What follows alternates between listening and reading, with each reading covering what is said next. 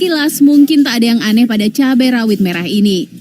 Terlihat seperti cabai pada umumnya, tapi jika digosok, kulit merah cabai terkelupas. Rupanya ini adalah cabai rawit hijau yang sengaja dicat merah untuk mengelabui konsumen. Kasus ini terungkap dari laporan 5 pedagang sayur yang curiga cabai yang mereka beli dari pemasok di Temanggung memiliki bentuk aneh dan rontok saat dikelupas. Sayangnya cabai rawit ini sebagian sudah terjual kepada masyarakat. Pelaku diduga melakukan pengecetan cabai rawit karena harga cabai rawit merah saat ini sangat tinggi, yakni lebih dari Rp50.000 per kilogramnya. Barang bukti cabai rawit yang diduga dicet saat ini sudah diamankan oleh petugas kepolisian dari Polresta Banyumas. Jelang pergantian tahun, harga cabai rawit merah di pasar tradisional Paseban, Senen, Jakarta Pusat tembus di angka Rp100.000 per kilogramnya. Sementara harga cabai merah dari Rp60.000 per kilogram naik Rp10.000 menjadi Rp70.000 per kilogramnya. Dari 60 sekarang 100. Ya mungkin karena apa ya, kalau ini kayak panennya aja nggak ada Pak. Karena panennya aja kurang gitu. Selain cabai, komoditas ayam potong juga turut mengalami kenaikan harga. Dari Rp40.000 menjadi Rp46.000. Sementara harga daging sapi juga mengalami kenaikan sebesar Rp5.000 dari harga Rp120.000 menjadi Rp125.000 per kilogramnya. Menurut sejumlah pedagang, kenaikan harga sejumlah komoditas terjadi sejak seminggu terakhir.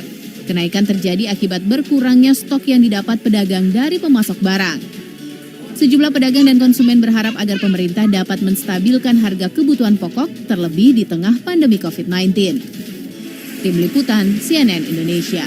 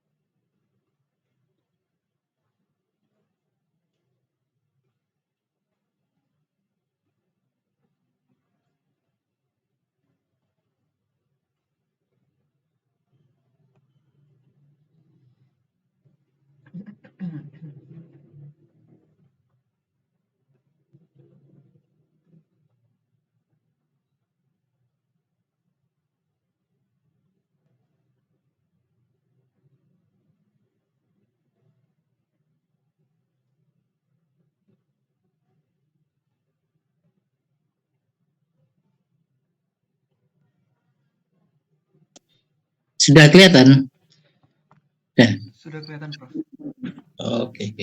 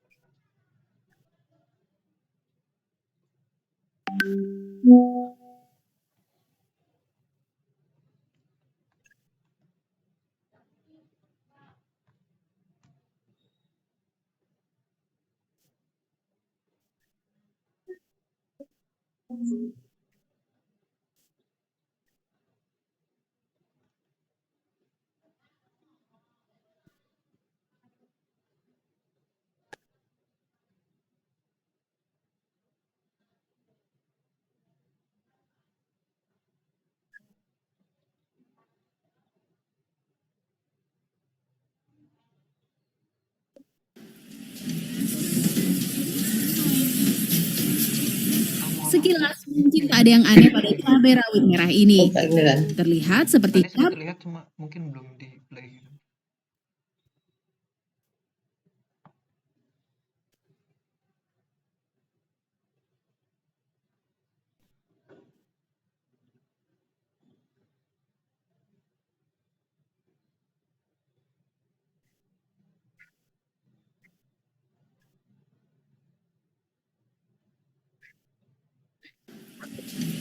Nggak kelihatan. sekilas mungkin tak ada yang aneh pada cabai rawit merah ini. Terlihat seperti cabai pada umumnya, tapi jika digosok, kulit merah cabai terkelupas. Rupanya ini adalah cabai rawit hijau yang sengaja dicat merah untuk mengelabui konsumen. Kasus ini terungkap dari laporan 5 pedagang sayur yang curiga cabai yang mereka beli dari pemasok di Temanggung memiliki Nah, bentuk sudah Prof, sudah terlihat dan ada suaranya. sekilas mungkin tak ada yang aneh pada cabai rawit merah ini. Terlihat seperti cabai pada umumnya, tapi jika digosok, kulit merah cabai terkelupas.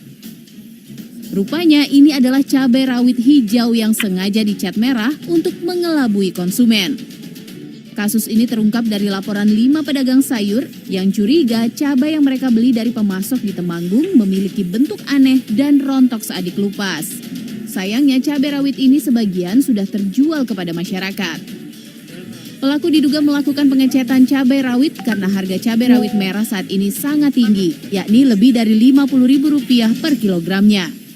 Barang bukti cabai rawit yang diduga dicet saat ini sudah diamankan oleh petugas kepolisian dari Polresta Banyumas.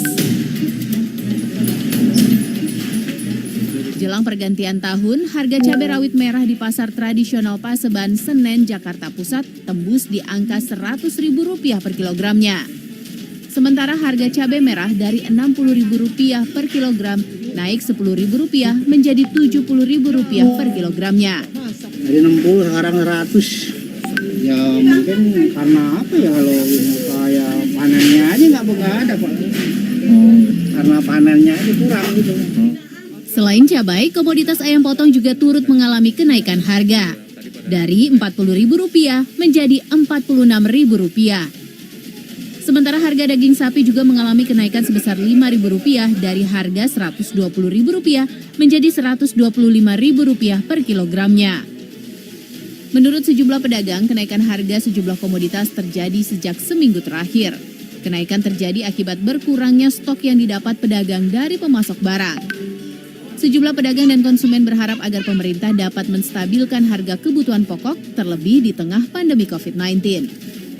Tim Liputan CNN Indonesia.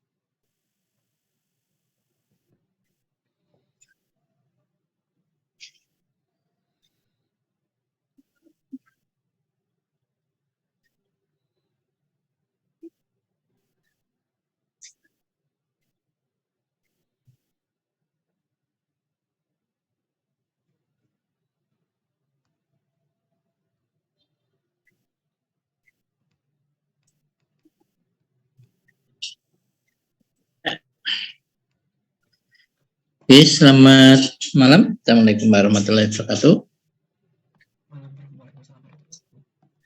Assalamualaikum warahmatullahi wabarakatuh.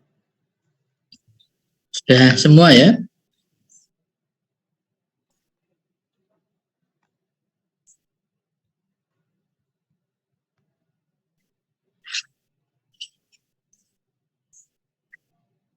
Oke, hari ini topiknya tentang survei itu ya? Betul, Bos. TMB. Ya.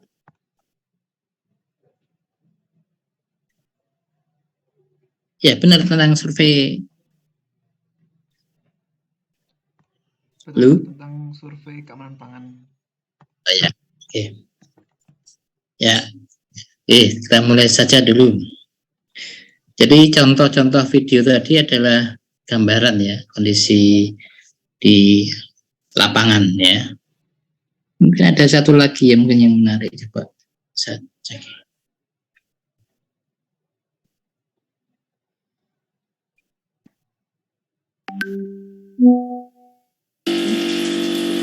Kelihatan enggak belum?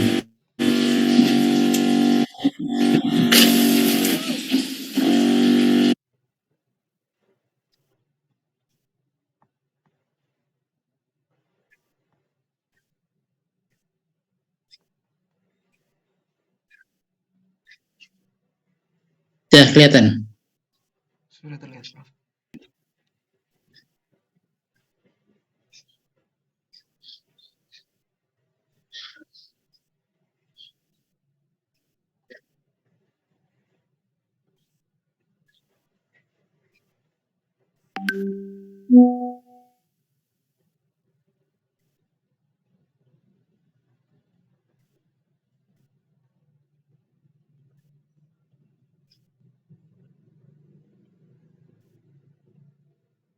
Oh, bentar.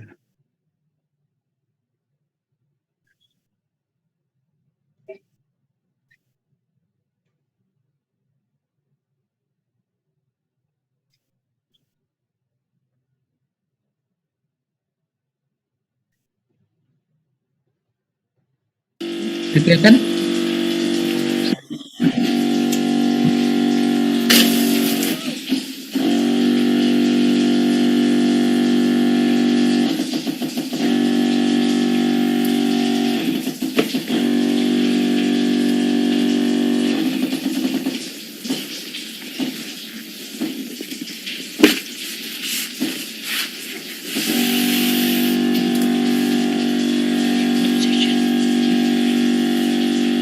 Toyuqlar nə boyda olur? Buna bax. Bir toyuğa 400 qramı şappılladır buradan o tərəfə.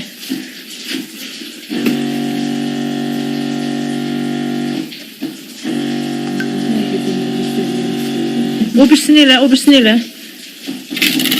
Bəs, o birisini elə.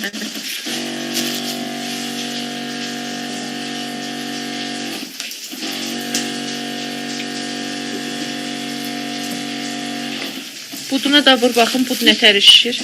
Əlini çək.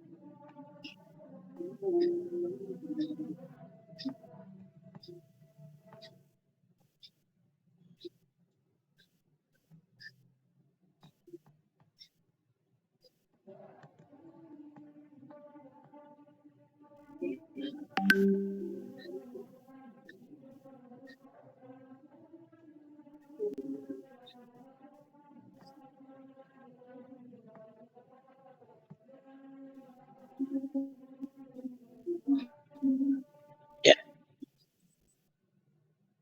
Oke, ya. Kita mulai aja ke materi. Cari materinya dulu, Pak.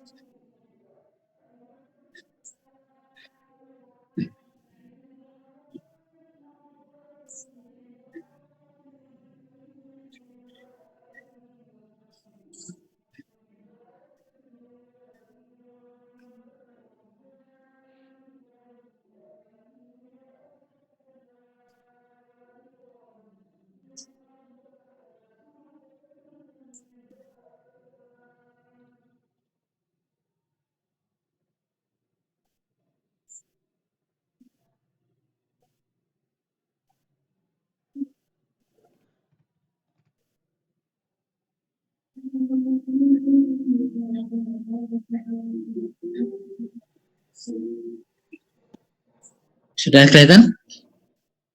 Sudah terlihat, Prof. Sudah, Prof. Oke.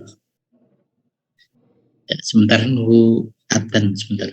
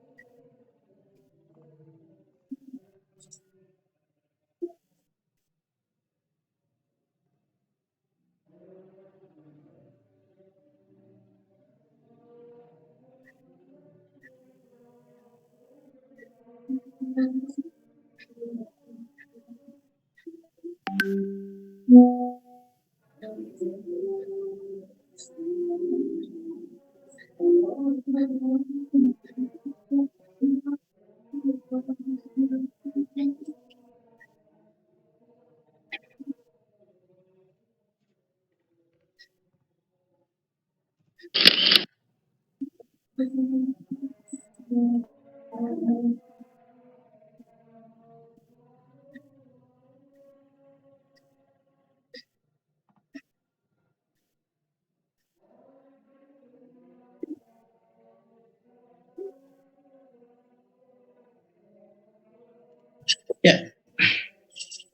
Oke, bismillahirrahmanirrahim. Assalamualaikum warahmatullahi wabarakatuh. Kita mulai saja ya. Oke, pada kali ini kita akan diskusikan terkait dengan rencana survei keamanan pangan ya, yang dilakukan dengan cara intelijen, model intelijen, berperilaku sebagai konsumen, ya bukan tugas. Sehingga dilakukan tanpa ada surat tugas, ya, tanpa ada identitas, dan Anda sebagai pembeli biasa. Ya.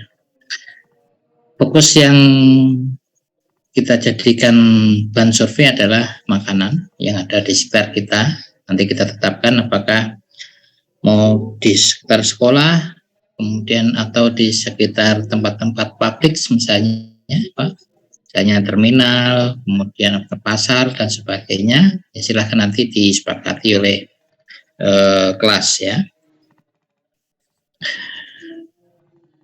Gambaran tadi juga sudah menunjukkan yaitu sebagian kecil fenomena yang ada di lapangan ya. Dan kenyataannya jauh lebih parah daripada itu sebenarnya ya di lapangan. Ya, seringkali antara petugas dan ya anggap aja penjahat lah itu ya, karena menjual makanan yang tidak layak kan penjahat kan gitu kan. Itu sering juga terjadi kong kali kong, ya kan, sehingga kalau dilakukan operasi pasar itu hampir tidak ditemukan, ya kan.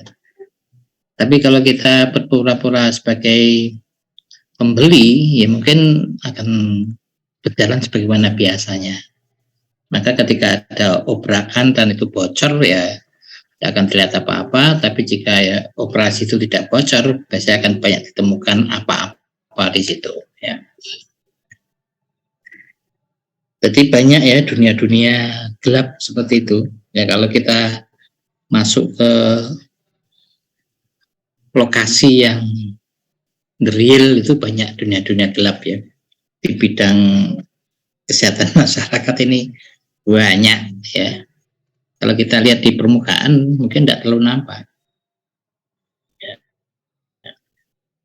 Yang bersama narkoba ya, kemudian perdagangan wanita dan sebagainya itu kalau masuk ke dalam ya banyak. Ya tergantung bagaimana kita memperoleh informasi tersebut ya. Tapi yang jelas kalau kita masuk ke dunia-dunia seperti itu kita nggak bisa masuk langsung. Kita harus masuk kepada mitra dunianya ya, harus ada penghubung baru kita akan masuk dan bisa melihat dunia itu ya, ya karena tertutup ya, tertutup dan spesifik ya. Ya kebetulan saya pernah jadi peneliti PNN ya untuk narkoba ya, jadi kita bisa masuk ya melalui mitra mereka, misalnya ya mantan bandar, mantan pengguna dan sebagainya ya. Itu baru kita masuk ke dunia dan lingkungannya mereka ya. Nah keamanan pangan itu juga bisa seperti itu ya. Kita bisa masuk kepada asosiasi-asosiasi yang formal, ada juga paguyuban, kemudian juga pada jaringan tertentu ya. Kalau putih ya gampang dengan asosiasi yang sudah formal ya, tapi kalau yang hitam-hitam ya kita harus masuk ke jaringan-jaringan yang ada di pasar ya, melalui preman dan sebagainya baru kita masuk bisa. Nah itu yang jaringan hitam ya. Tapi secara umum sebenarnya bahwa titik tolak dari mutu pangan ya adanya transaksi ya antara produsen dengan konsumen ya. Kadang masalahnya tuntutan konsumen itu tidak seimbang dengan kemampuan produsen ya. Kita bisa lihat aja bahwa konsumen tentunya pengen produk itu aman, bermutu ya, praktis, enak dan murah ya. Maunya kan gitu konsumen kita. Tapi kemampuan produsen tidak seperti itu gitu kan. Belum tentu. Kecuali kalau untuk industri yang efisien, industri yang besar, ya bisa. Tapi kalau industri kecil, apalagi UMKM, sulit untuk mencapai itu. Ya istilahnya kalau bertanding itu ya pasti kalah ya. Pertama kalah terhadap harga. Contoh aja seperti suatu proses produksi aja lah ya. Kalau misalnya UKM misalnya ya, membuat kemasan seperti ini misalnya, ya, kelihatan ya. Ya, kemasan seperti ini biasa itu bisa 2.500.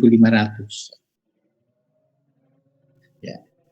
Tapi kalau perusahaan besar bikin yang kayak sejenis snack gitu cuma 400. Karena apa?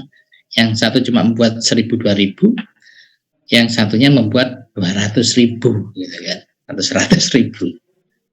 Beda. Ya. Itu dari kemasan aja, belum bahan yang lain. Saya akan sulit sekali bahwa UKM itu mengalahkan industri, itu tidak akan bisa. Ya, akan bisa. Belum dikaitkan dengan masalah izin, ya, izin edar. Selama ini memang dipermudah izin, ya. Tapi yang bisa mencapai MD itu sangat sedikit. Yang bisa cuma PIRT. Nah, PIRT itu acara izin edar hanya lingkup pada kabupaten kota. Ya. Kalau MD bisa antar kota, antar provinsi, kok dalam lingkup nasional. Tapi kalau ML itu adalah bisa antar negara. Nah, tentunya banyak syarat ya yang harus dipenuhi. Nah, salah satunya terkait dengan syarat aman, terutama dalam penggunaan PTP. Ya, regulasi sudah ada banyak, ya. Tapi kadang-kadang nggak pernah dibaca. Nah, sehingga dengan kondisi-kondisi seperti itu, ini bisa menjadi informasi penting bagi pedagang-pedagang tanda kutip nakal, gitu ya. Dan kita lihat kasus yang terbesar atau yang menjadi korban itu adalah anak SD. Di tahun-tahun polanya sama, sampai sekarang pun juga sama polanya seperti ini. Ya, kenapa anak SD? Ya, anak SD secara ekonomi dia punya uang saku, kemudian secara psikologi dia ingin mencoba, ya, ingin mencoba, apalagi bersama teman-teman, gitu ya. Beda dengan pada saat PAUD, pada saat playgroup misalnya, di situ ada peran ibu, peran nenek misalnya sebagai kuat, gitu kan. Nah, tapi untuk SD itu relatif terbuka, makanya kejadian-kejadian kasus gangguan keamanan pangan itu ada di anak SD. Nah, karena itu kita coba untuk belajar ya, mengoptimalkan panca indera kita dengan melakukan indikasi sederhana di pangan yang berisiko maupun yang tidak berisiko di lapangan. Nah, berharap dengan adanya survei ini, mahasiswa mampu mengenali gitu kan jenis-jenis makanan tradisional, ya, karena mungkin ada yang jarang mengkonsumsi ya. Kemudian juga melihat karena mutu gizi berdasarkan labelingnya, kemudian tahu bahwa ini makan yang rusak atau tidak misalnya, kemudian nanti bisa dilihat penggunaan bahan tambahan apa yang digunakan, kemudian yang terakhir nanti adalah membandingkan ya, bahwa penilaian objektif itu ada di ini ya, objektif pada Anda, di indera kita. Kemudian nanti akan dibandingkan dengan laboratorium. Ya. Gold standar observasi itu adalah laboratorium. Makanya dari hasil diskusi Anda nanti akan dibandingkan dengan hasil pemeriksaan laboratorium. Nanti silakan milih ya, apakah sekolah atau tempat umum. Nanti bisa, kalau bisa dibagi antara pinggir, tengah kota misalnya, sehingga terjadi distribusi yang bagus ya. Nah, kita tahu tentang keamanan pangan itu seringkali hanya dikaitkan dengan bahan kimia. Ya, pada kasus-kasus kontaminan karena bahan kimia itu relatif sedikit, ya kan? Mungkin pada saat itu pernah ada biskuit beracun, ya, itu mungkin ada. Tapi dalam kenyataannya justru yang kuat itu adalah kimia, sebenarnya. Kimia, sehingga terjadi kemofobia. Nah, kemofobia ini justru yang besar-besarkan adalah ya para pelaku pengusaha sama media. Ya, sehingga seringkali terjadi istilahnya pincang, ya, pincang medium, ya. Dia mungkin kena tembak dan sebagainya, ya, kemudian disampaikan dengan bahasa-bahasa menghindar, misalnya. Ya, suatu perusahaan dikasih tembakan, ini mengandung MSG, ini mengandung ini, ya. Nah, ini sering diolah oleh media massa, ya, sehingga menimbulkan opini-opini negatif, ya, terhadap perusahaan atau penggunaan BTP dan sebagainya. Nah, ini banyak juga industri yang membuat negatif head claim bahwa dia tidak menggunakan bahan tambahan. Karena persepsi di masyarakat yang namanya bahan tambahan ya pemanis, pewarna, pengawet. Ya. Tapi seperti penjernih, penstabil, antioksidan kan enggak, ya, enggak pernah tahu. Itu ya kadang-kadang masyarakat menjadi bingung bahkan tidak tahu ya terkait apa yang aman dan tidak aman. Ya.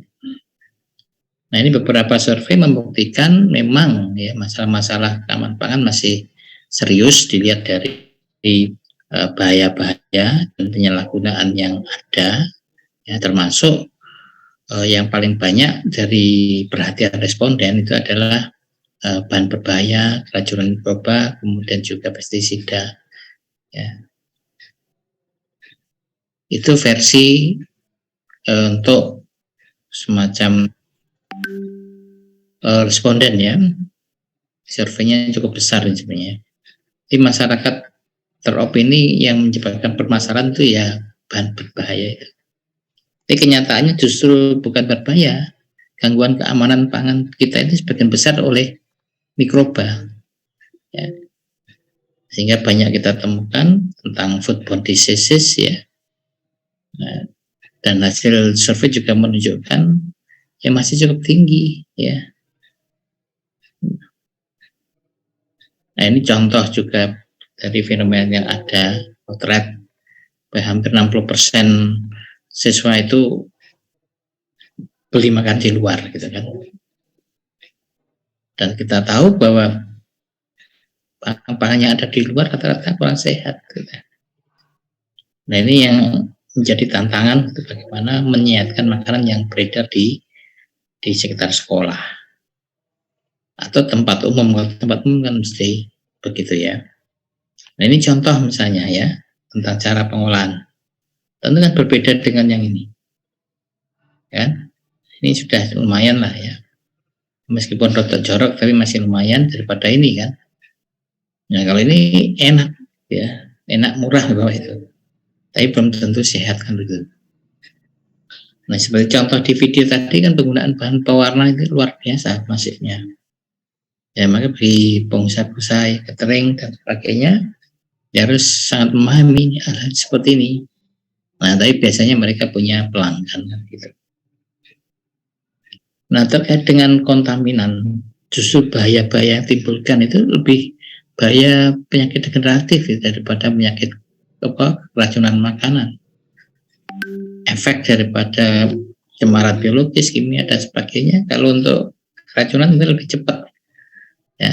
Tapi kalau berubah menjadi beberapa penyakit degeneratif ini yang menjadi beban yang berat, ya.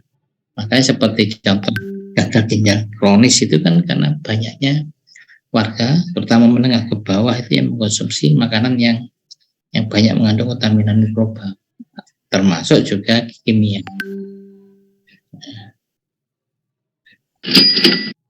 Coba nanti direnungkan kira-kira dalam seminggu itu makanan apa yang masuk dalam tubuh kita. Pak, kamu pilih mana yang berapa persen kira-kira yang ini kondisinya baik, ya, berapa kira-kira misalnya. direview kembali ya. Oh, selama ini lebih banyak makan instan semuanya, tidak kurang sayur, ya, lauknya irit dan sebagainya. Coba nanti direview, kira-kira apa yang harus Anda lakukan. Ya. Nah, untuk memahami itu semua, penting untuk melihat ya buku-buku panduan termasuk regulasi ya, terkait dengan keamanan pangan. Ya. Nah, kemudian dasar hukum lain yang bisa menguatkan adalah Undang-Undang Nomor 18 tahun 2018 ya. Kemudian dari sisi undang-undang regulasi sudah Anda tahu. Kemudian dari sisi real lapangannya. Nanti coba diobservasi ketika Anda memilih makanan yang akan diobservasi lebih lanjut. Jangan terkecoh dengan penampilan misalnya ya. Tapi coba cermati dengan seksama. Misalnya kemasan kelihatan bagus tapi ternyata tidak memenuhi syarat-syarat tertentu, misalnya bahan dan sebagainya. Bahkan mungkin jadi bahan bekas ya misalnya. Nah, kita lihat di sini contohnya ya. Nanti ketika Anda observasi, lihat pekerjanya, lihat alatnya, lihat teman-temannya ada nggak, seperti kucing dan sebagainya, serangga, tikus, lalat misalnya, termasuk bagaimana manage sampahnya. Nah, karena sampah sangat mungkin kan terjadi kontaminan nantinya, bahan bakunya misalnya. Dan lebih penting lagi adalah air. Ya. Dari kalau misalnya pada pedagang-pedagang tidak menetap, itu air kuncinya. Nah, kita bisa belajar tentang penelusuran ya, bahwa memang panjang rantai proses pangan itu ya. Kadang-kadang juga malas gitu kan. Nah, ini bisa kita lihat dari penelusuran ya, produk misalnya ayam misalnya ya. Ayam rata-rata dilakukan pemeliharaan di peternakan ya, kayak di daerah Gresik, daerah Jombang, Mojokerto itu banyak itu ya. Kalau dulu perjalanannya seperti ini cepat gitu ya. Nah, tapi sekarang ini banyak ya peran-peran yang lain yang dimainkan, di mana masing-masing peran tadi punya andil kan begitu. Ya. Nah, ini kita lihat di sini prosesnya barangkali di sini tidak higien, tapi bisa diselesaikan di pengolahan dengan baik, misalnya dengan suhu. Belum nanti pada saat pengolahan dan sebagainya. Jadi intinya bahwa memang banyak perjuangan ya ketika kita bicara food safety agar untuk sekarang dan juga tentang standar. Sudah pernah tahu bahan-bahan seperti ini?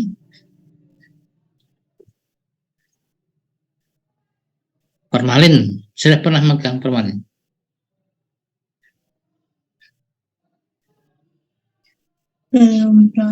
Belum. Nah, nanti kalau bisa sebelum survei nemui Mbak Bu Evi ya, tanya tentang bahan-bahan yang berbahaya di sini ada apa gitu kan, supaya bisa mempertajamkan analisisnya nantinya.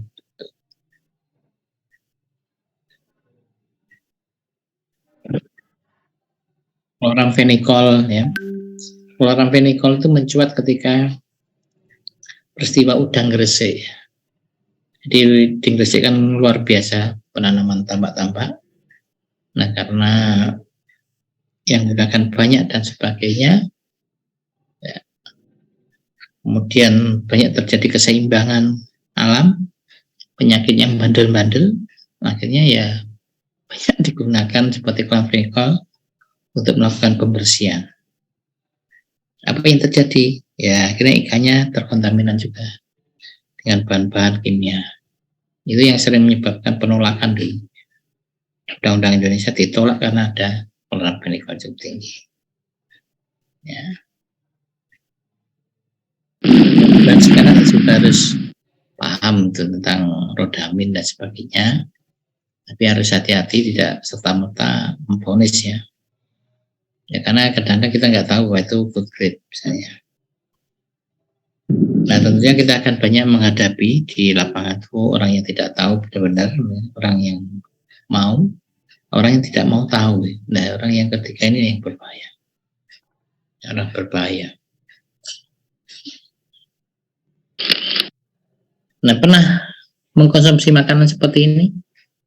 Bubur delima, cendol? Nah, Bro. Ada yang belum pernah? Bubur delima belum pernah. Nah, ini banyak di pedagang-pedagang tradisional kalau di pasar misalnya, ya, termasuk pasar Pucang misalnya, itu banyak juga, ya. Nah, untuk melihat makan makanan dengan potensi tidak halal ini banyak bicara, ya. Salah satunya dilihat dari sisi bahan baku, kemudian dari sisi processingnya dan sebagainya. Nah, tapi juga harus hati-hati bahwa makanan-makanan sekarang ini juga sudah banyak menggunakan food grade, ya. Dan meskipun kalau dulu itu masuk non food grade misalnya. Nah, ini contoh ini hasil survei dilakukan di Bandung misalnya, di Bangkalan, ya. Ini bisa kita lihat, ya, seperti saus misalnya. Saus ini dalam jumlah yang sama dengan waktu yang beda sedikit itu sudah sangat beda. Ya. Pernah beli saus yang satu botolan itu? Gede, murah, gitu ya. Bisa setahun nantinya tuh. Nah, ini contoh basreng ini buat kontrol, terus kemudian diberi makan seperti ini. Dan makan-makan segini sangat luar biasa maraknya di daerah-daerah yang padat misalnya. Ini formalin, ini juga mematikan. Nanti bisa lihat materinya, ya, supaya tahu tentang formalin itu apa. Syukur kalau Anda nanti sebelum ke lapangan bisa melihat di lab gizi, ya. Jadi formalin itu hebat sekali sebenarnya, tapi masalahnya berbahaya, gitu. Nah, makanan formalin itu justru banyak diinisiasi oleh kelompok-kelompok pengusaha, yang terutama resto banyak, ya. Terutama adalah resto yang tidak punya simpan yang besar, ya. Nah, ini akhirnya banyak request ya dari produsen atau dari pedagang itu, ya, ke pemotongnya biasanya ada request. Karena apa? Jika dia butuhnya banyak kemudian kirimannya sekali, pendingnya tidak mencukupi, nah salah satunya biasanya adalah menggunakan formalin, ya. Jadi formalin itu bukan produsen yang suruh kali, tapi rata-rata adalah konsumen. Nah, ini penting untuk melihat sesuatu yang ada di lapangan, jangan hanya menggunakan satu indikator. Carilah beberapa indikator sehingga bisa saling menguatkan. Nah, contohnya ini aja lah. Bakso misalnya, daging ayam, jika dilakukan pembelian formalin, tidak mau. Maka kalau akan jadi aneh gitu, ya, kalau misalnya lalat aja tahu, ya, tentang formalin, justru manusia itu tidak tahu, ya. Nah, contoh kucing juga begitu. Coba kasih bakso yang mengandung formalin, tidak mau. Ini menunjukkan bahwa sebenarnya lalat, kucing dan sebagainya itu tajam, ya, tajam. Daya inderanya itu tajam dipakai lah. Maka survei ini diharapkan menjadi tantangan untuk mengoptimalkan fungsi indera di tangan. Nah, temennya formalin pura. Sampai sekarang juga masih banyak dengan nama macam-macam misalnya.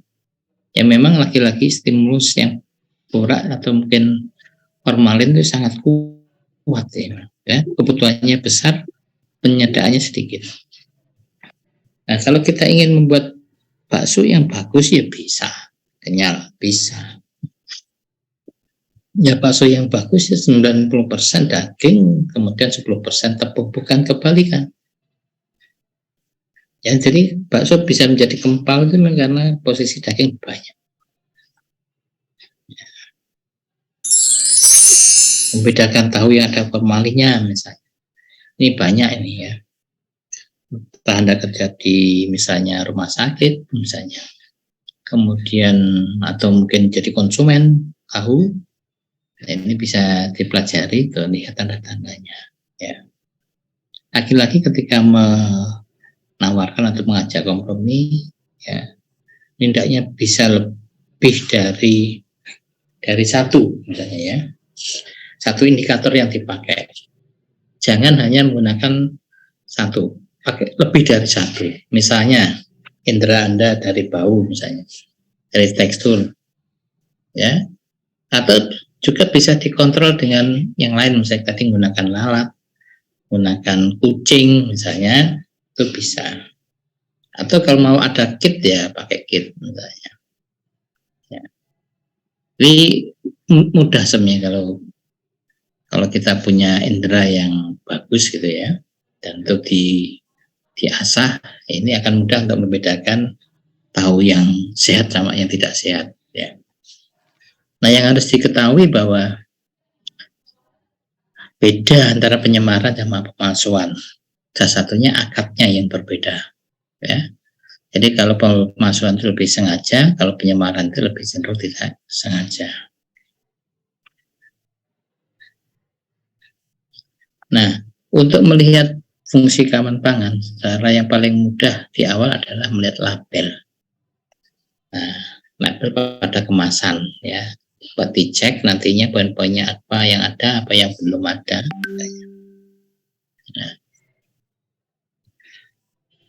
Nah, untuk menegakkan tentang pangan yang aman dan pangan tidak aman, ya kita harusnya berani karena dilindungi beberapa undang-undang yang cukup kuat ya. Bahwa siapapun yang mengedarkan barang yang berbahaya, dia akan dukung. Nah, untuk itu kami coba merancang untuk dilakukan survei ya. Terserah nanti disepakati surveinya sekolah atau tempat publik misalnya ya. Ya, dibentuk kelompok kecil aja 3-4, kemudian didiskusikan sesuai dengan alur tadi. Kemudian sebelum lapangan harus siap kan ya item, kemudian termasuk alat bantunya ya, silakan minta untuk menulis makanan nanti, dan nanti di antara 5 tadi satu yang paling dominan ya.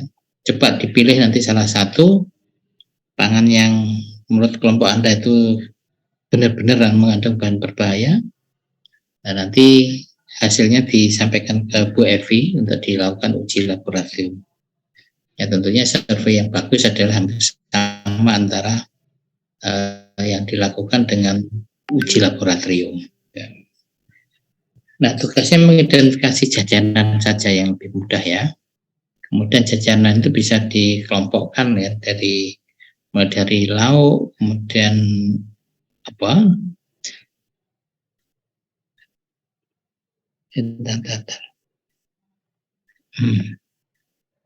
Jadi boleh dikelompokkan berdasarkan 4 jenis ya.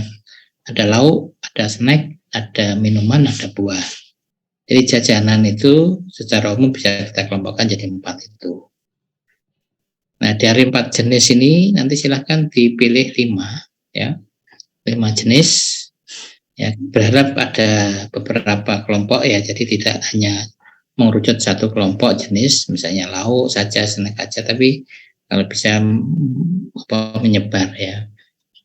Dari jajanan atau apa yang ada di list observasi Anda, nanti dipilih 5 jenis saja.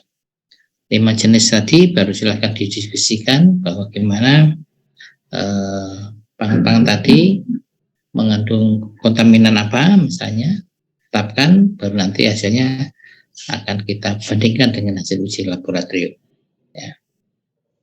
Nah, untuk mengidentifikasi yang menggunakan indera-indera bisa mengecek ya tanda-tanda kerusakan di secara fisik dari bahan tadi, silahkan mungkin berlendir, bau misalnya, itu bisa seperti itu. Kemudian ada kontaminan khusus mikroba Ya biasanya mikroba akan menyebabkan perubahan ya, misalnya tekstur dan sebagainya. Baru kemudian dipilih dari 5 tadi dipilih 1 ya. Ini sudah Anda berikan penjelasan, ada 5 buah aja ya. Misalnya tanda-tanda kelengkapan tabelnya udah ada, ini gunakan ini. Oh, tanda kerusakan pangan, ada perubahan bau, kemudian ada perubahan color misalnya dan sebagainya. Ya, sehingga diduga bahwa ini ada bahan berbahaya. Dan nanti akan dibuat semacam ini ya. Jadi tadi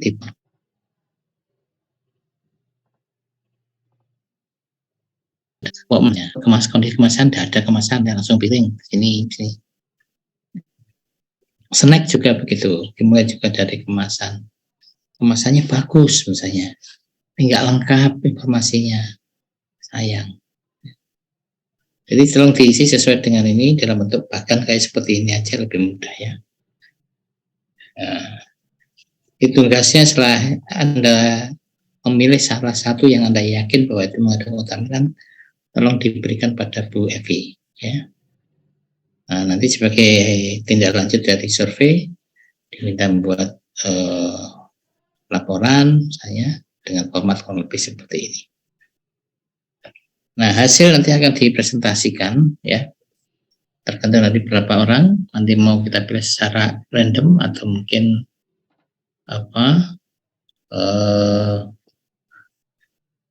ini sangat tergantung dari waktunya ya nantinya. Kalau misalnya memungkinkan dilakukan semuanya, kalau jika tidak kita pilih random kelompok maupun random personal ya, supaya semuanya siap ya. Ya, presentasi cukup maksimal 15 menit ya, kurang lebih sekitar 10 slide lah ya. Nah, dari contoh-contoh tadi itu menunjukkan bahwa kita sebagai anggota masyarakat harus cermat memilih ya, dan harus berani memutuskan tidak mengkonsumsi apalagi membeli pada produk-produk yang tidak aman ya. Kita harus sadar bahwa indera kita adalah yang terbaik yang dikaruniai kepada kita, dan ini harus dioptimalkan ya, tangan dan sebagainya. Dan semakin Anda mengenal, semakin banyak yang bisa kita perbuat.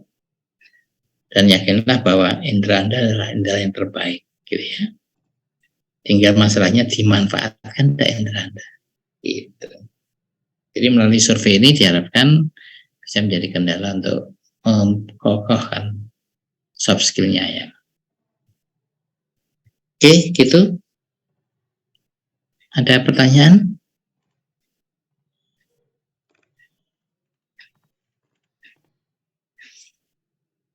Nah, nanti contoh hasilnya ada seperti ini nanti contohnya. Misalnya, ya, di kelompok 1, 2 memilih makanan yang diduga telur gulur, es buah, makaroni dan sebagainya. Kandungannya diduga apa? Nah, hasil lab. Nah, komentarnya nanti bisa. Satu kelompok satu jenis saja ya, enggak apa-apa.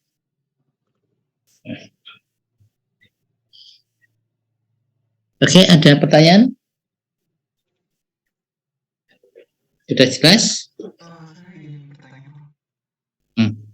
Tadi di slide tertulis bahwa makalah atau PPT itu dikumpulkan secara kolektif per kelas dalam satu CD. Itu maksudnya drive atau bagaimana, Bro? Oh ya, ini yang lama ya. Jadi di satu folder saja, ya. Jadi dalam satu kelas dikumpulkan dalam satu folder gitu aja.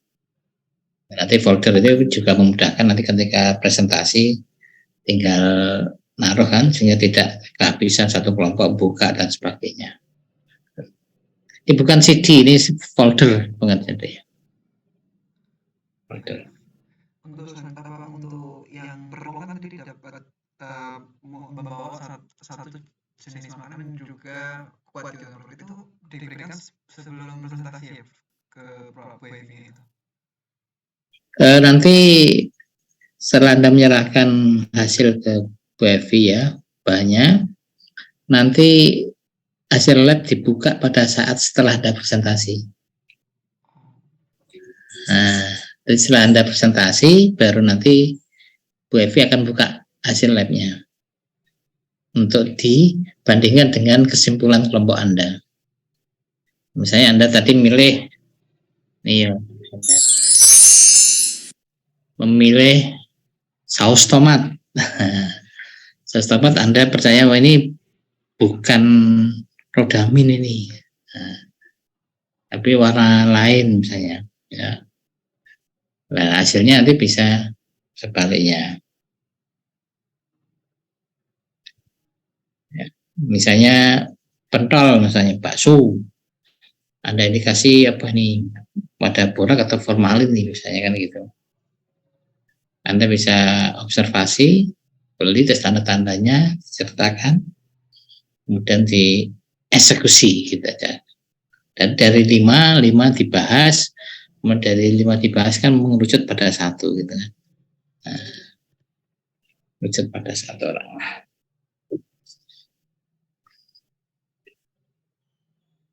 Cukup? Paham semua? Saya ingin memastikan lagi untuk pengumpulannya berarti di TM7 ya untuk presentasi dan pengumpulan itu. Iya. Ya. Tapi nanti pada saat mau survei, coba nanti koordinasi dulu sama Bu Evi ya.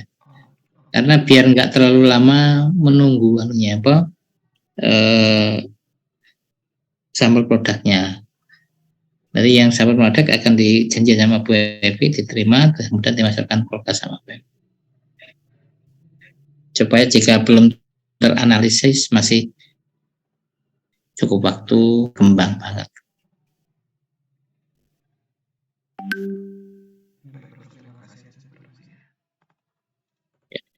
Jadi sengaja hasil labnya Bu Evi nanti ditaruh di belakang ya, supaya kita untuk mengecek kecermatan kelompok Anda dalam melakukan identifikasi, dalam melakukan misalnya analisis hingga berhasil dalam memutuskan itu acuannya ya antara laporan dan lab nantinya begitu. Dan gold standar itu adalah laboratorium.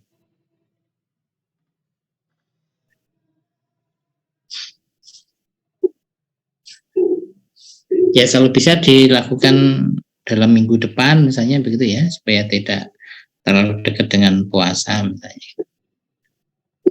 Ya.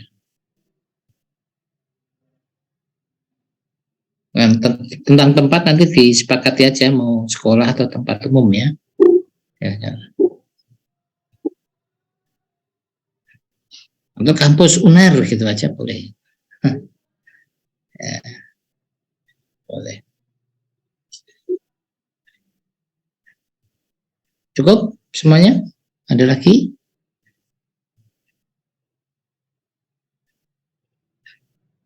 Ada pertanyaan lagi?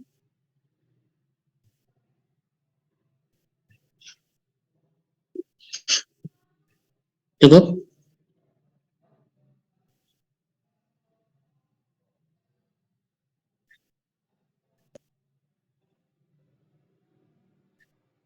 Cukup, Prof.